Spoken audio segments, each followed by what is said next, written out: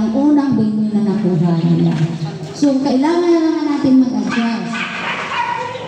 Sabi ko, ma'am, hindi ko kami kailangan mag-adjust dahil yung mga request namin tumakbo na.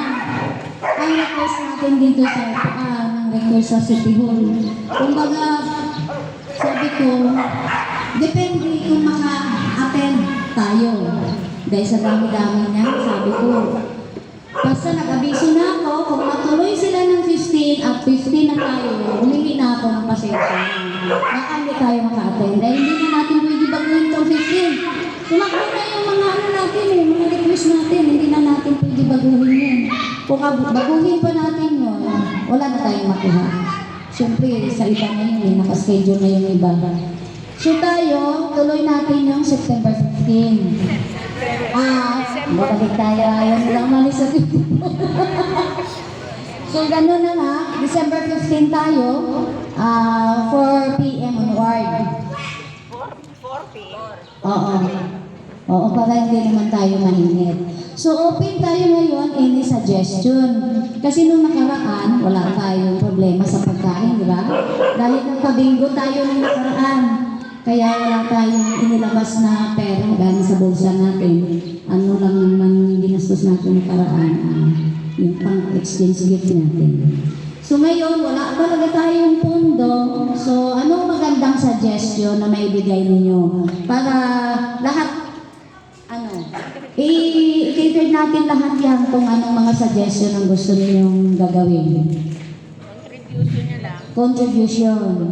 Okay, kayo, contribution para sa pagkain. Kasi kung sa mga palaro o balag na tayo dyan. Gagawa tayo ng paraan dyan. At saka, exchange gift. Yun lang naman ang bibigay buhay yung mga exchange gift natin every year. So, magkano amount na pwede ninyong ibibigay? Exchange gift. 500. Sino ang willing sa 500? At least may halaga naman. At saka kung 500 naman talaga. Kung sumobra, thank you so much sa nakabunod. Kasi Christmas naman yan eh. Oo. Tapos, huwag nyo na ibawas yung Scotch tape. Kasi nung nakaraan, joke-joke lang. Pero, ito, nung nakaraan, binawas yung Scotch tape, yung stickler, yung kanyang balo. Kung Christmas naman yun, ayan, yung bonus na lang yung kumbalo. Sobra kayo sa kulang. Oo, yun naman. Christmas naman yun. So, sino, willing kayo sa 500 na, exchange gift? 500? 300. 300. Sino sa 300? Taas kamay. 300. Mugabi sila, 500 kami. Wala ko. 500 na lang para 500 na lang. Yung may gusto ng 500. 300 ilan ba tayo? Okay nga, mag-vote out tayo. Sino sa 300? Ilan ba tayo? 300. Para sa Christmas. Sino sa 500 na? Sige, basta wala. Hindi ganito na lang kayo. Kasi gusto talaga ni Treasurer natin ng 500. Sa iyo, 500. 500 sa iyo, Treasurer ha. Sobra. Kaya swerte ang makakuha na exchange gift ng ating Treasurer ha. May 500 ka na gusto niya. Wala naman, dami namin tayo gamit. Dami naman tayo gamit. Oo nga. Tapos, so, yun na tayo.